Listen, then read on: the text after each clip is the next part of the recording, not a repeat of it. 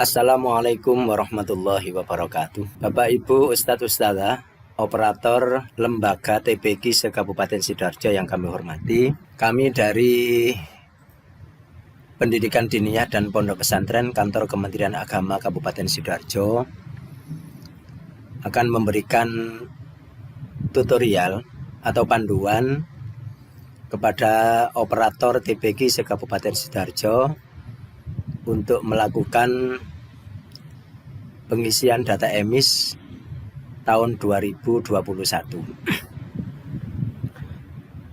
Sebelum operator melakukan pengisian atau login pada aplikasi emis tahun 2021,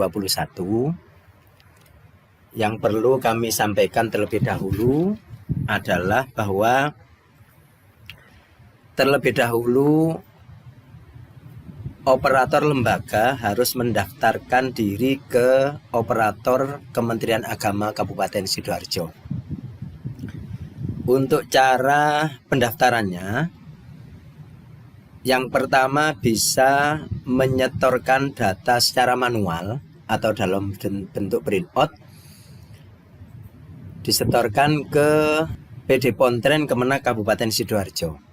Sebagaimana tampilan berikut ini.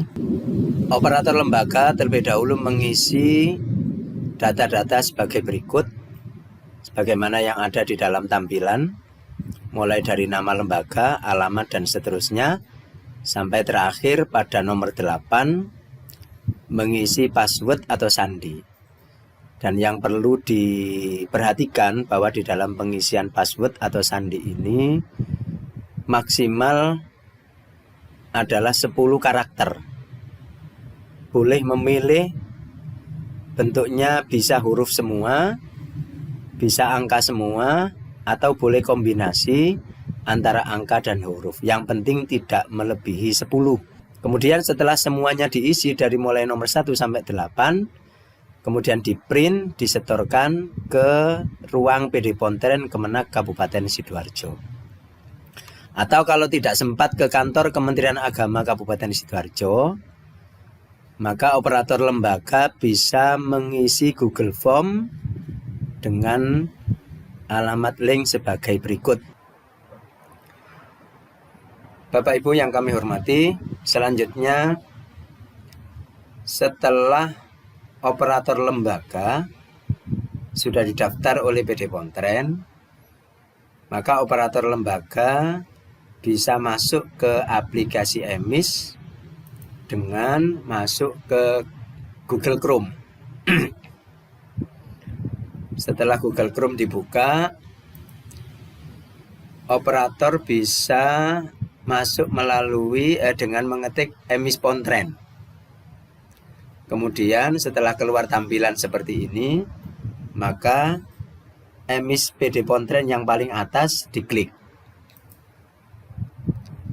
Maka keluarlah tampilan seperti ini. Kalau tampilannya seperti ini berarti panjenengan semua sudah masuk ke aplikasi emis dengan benar, dengan tampilan seperti ini. Kemudian di sini ada 3 kolom yang harus diisi. Kolom yang pertama adalah kolom username. Kolom username ini diisi dengan email lembaga.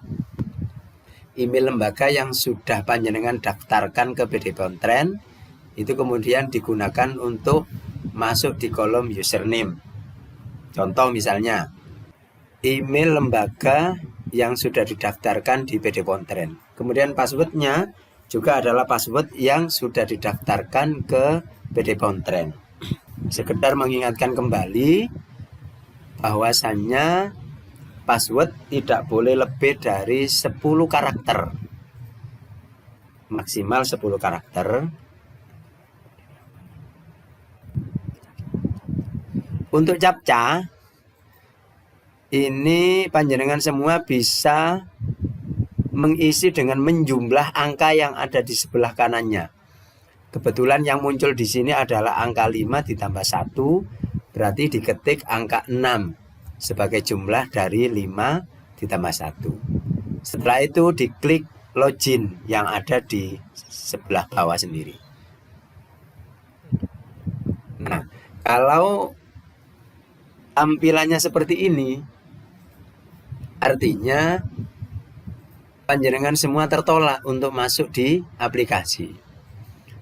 Kemungkinan pertama, ketika password tidak valid seperti ini yang muncul, bisa jadi penulisan username atau email lembaga tadi salah.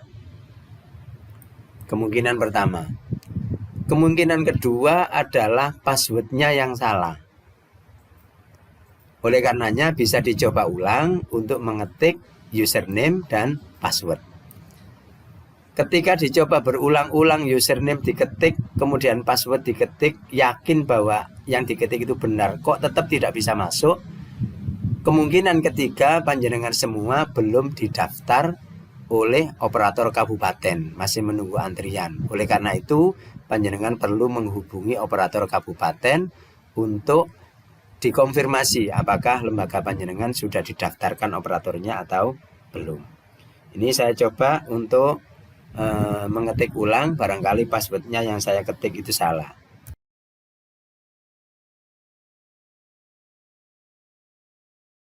Kalau tampilannya seperti ini berarti panjenengan sudah berhasil masuk untuk mengisi data aplikasi EMIS.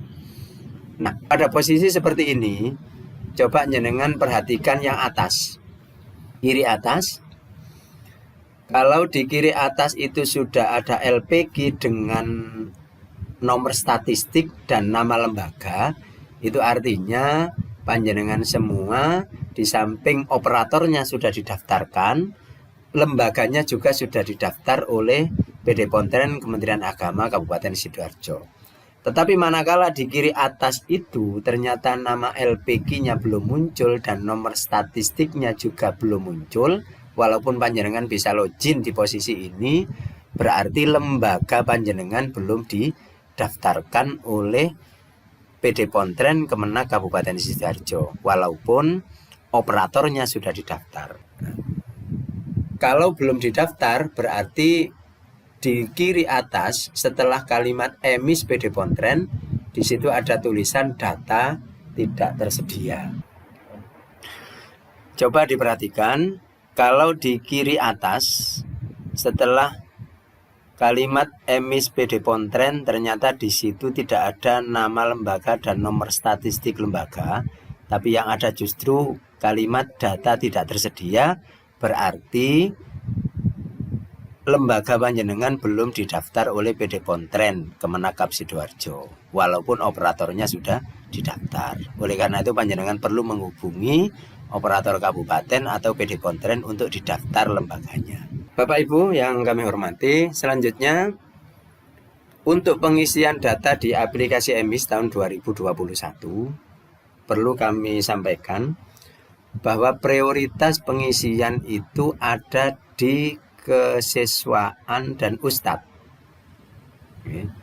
Jadi untuk profil lembaga yang atas sendiri bisa dicek ya. Kalau memang lembaga panjenengan sudah didaftar, maka di dalam profil itu sudah ada isinya, mulai dari nama, TPQ dan seterusnya sampai ke bawah. Itu untuk mengecek bahwa profil lembaga panjenengan sudah terisi, artinya lembaga panjenengan sudah didaftar oleh Kementerian Agama Kabupaten Sidoarjo. Dalam posisi ini maka panjenengan sudah bisa melakukan pengisian data di aplikasi EMIS. Untuk selanjutnya, setelah profil lembaga sudah diklik, sudah muncul seperti ini, panjenengan untuk kelembagaan dan sarana prasarana dilewati dulu. Karena prioritas pengisian dengan semakin mepetnya waktu, maka sementara untuk prioritas adalah untuk data siswa dan data ustadz. Baik, untuk pengisian pertama adalah data siswa, diklik kesiswaan, kemudian diklik data siswa, maka akan tampil seperti ini. Setelah tampil ini, di situ ada beberapa pilihan, ada kalimat refresh, tambah baru, download template, dan upload template. Walaupun di situ sudah ada download template, sementara panjenengan tidak perlu atau Sementara jangan menggunakan download template untuk diisi kemudian diupload. Karena aplikasi ini belum bisa melakukan upload template secara otomatis di dalam aplikasi. Oleh karenanya yang dipilih adalah menu tambah baru yang berwarna biru muda.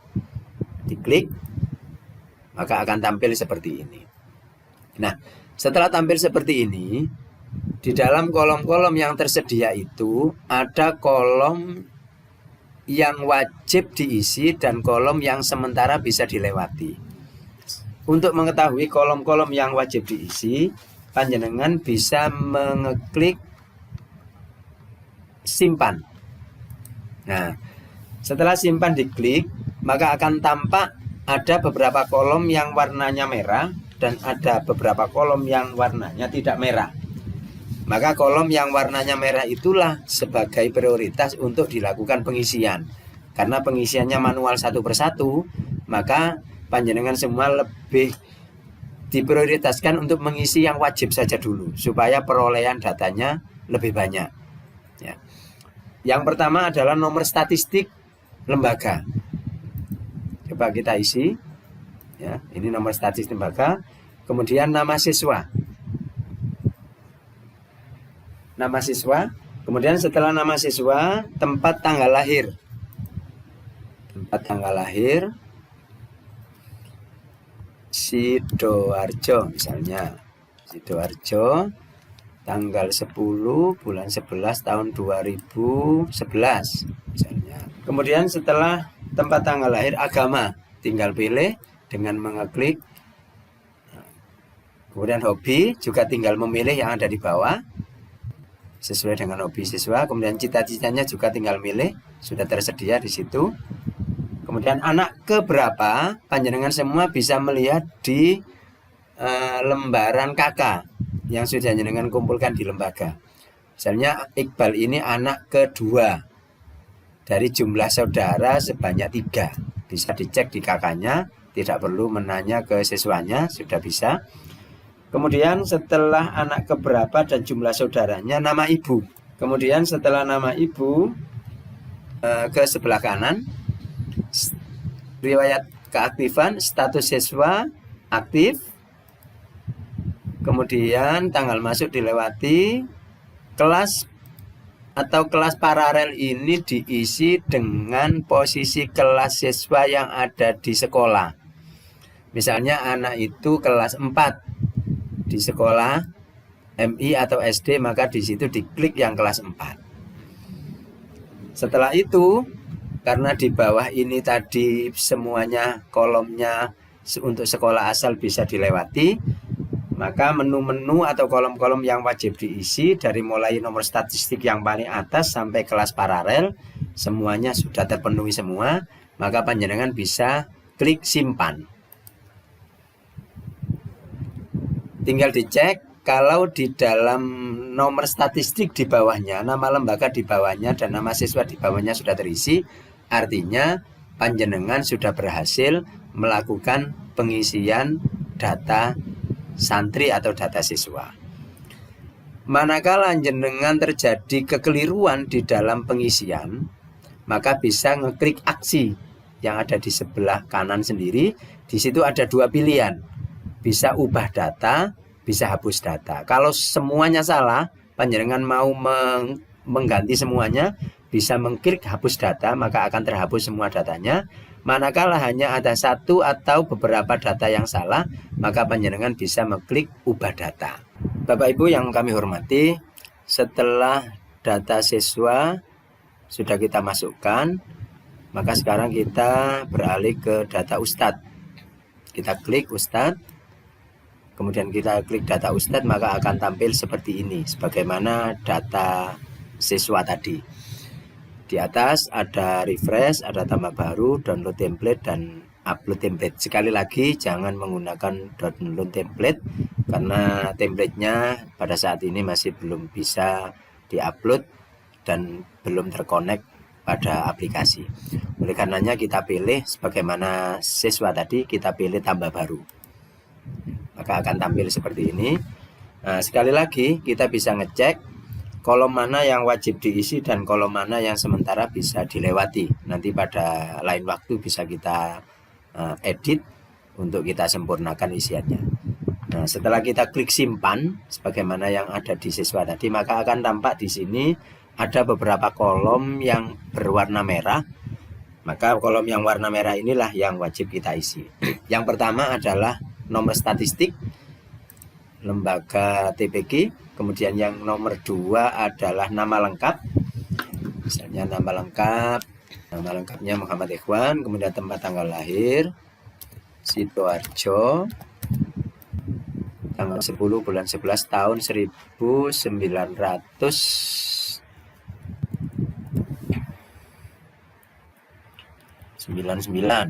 ya.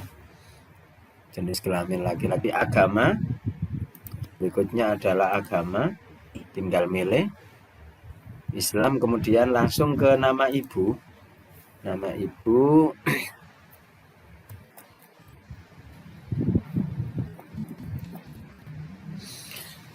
Setelah nama ibu kita langsung ke kolom pendidikan terakhir, tinggal milih di situ status penugasan.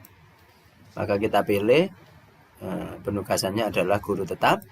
Kemudian tugas utama tenaga tetap tadi ya, tenaga pendidik. Kita pilih tenaga pendidik. Status penugasannya dia sebagai pegawai tetap. Kemudian tugas utamanya adalah tenaga pendidik. Maka setelah jumlah 8 kolom ini kita isi semua, maka yang wajib-wajib sudah kita penuhi, maka kita bisa klik simpan. Oke, kita cek. Nama Ustadz Muhammad Ikhwan sudah masuk di dalam aplikasi EMIS. Dan data yang sudah kita masukkan berhasil. Sebagaimana data siswa tadi, manakala kita melakukan kesalahan dalam mengupdate atau memasukkan data, kita bisa memilih 2 opsi atau 2 pilihan. Bisa hapus data manakala datanya secara keseluruhan salah. Kemudian bisa kita memilih ubah data manakala hanya ada beberapa data yang kita rasakan salah. Setelah data siswa dan data Ustadz ini kita isi sementara, maka panjenengan semua sudah melakukan pengisian data di aplikasi EMIS. Untuk selanjutnya, fokusnya adalah memperbanyak pengisian data santri sebanyak-banyaknya, sejumlah santri yang ada di lembaganya masing-masing.